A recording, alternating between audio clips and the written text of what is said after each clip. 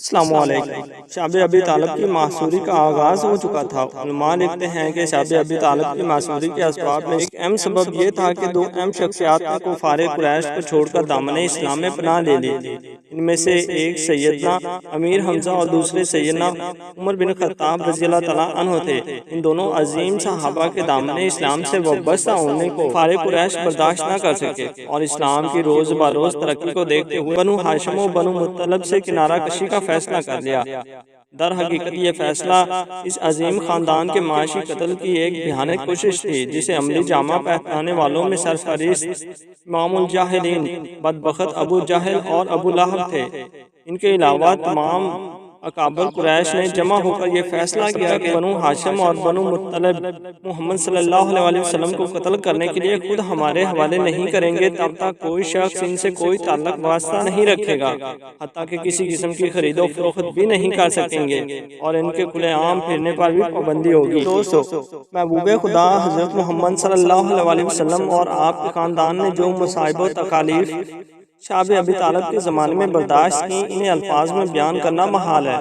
یہ عرصہ کم و بیش 3 سال پر محیط ہے۔ اسی عرصہ کے دوران ایک وقت ایسا آیا کہ کفار قریش کے ہی چند سرداران کو شعب ابی طالب میں محصور لوگوں، بوڑھوں، عورتوں اور بچوں پر ترس آنے لگا اور وہ کسی نہ کسی طرح کوشش کر کے ان تک کھانا وغیرہ پہنچانے لگے۔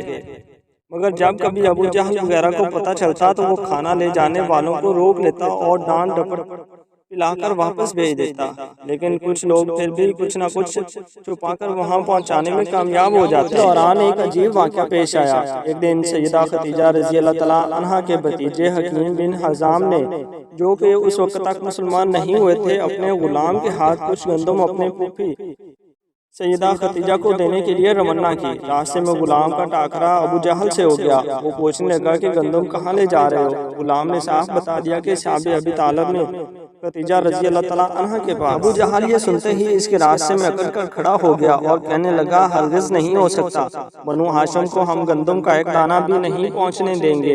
اتفاق سے اسی موقع پر ابو بختیجی بن ہشام بھی آن پہنچا۔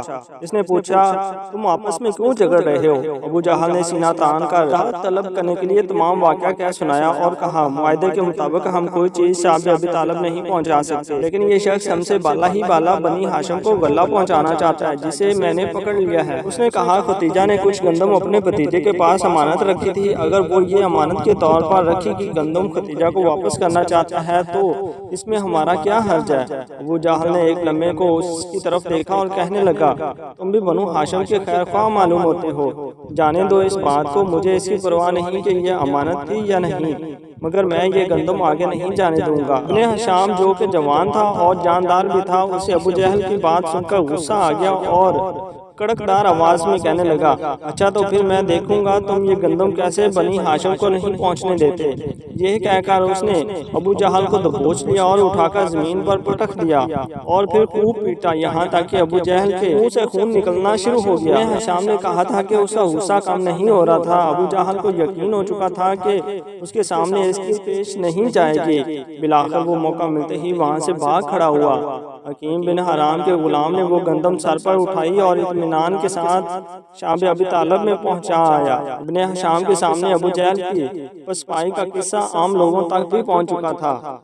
اس کے بعد لوگوں نے طرح طرح کی چاہ مگوئیاں کرنا شروع کر دی تھیں، اور منقول ہے کہ اس واقعہ کے بعد قریش کے بہت سے افراد جو چھپ چھپ کر محصورین کو مدد کیا کرتے تھے، اب کھلم کھلا ان کی مدد کے لیے آوازیں دینے لگے، بلکہ محاصرہ ختم کرنے کی کوششیں کرنے لگے۔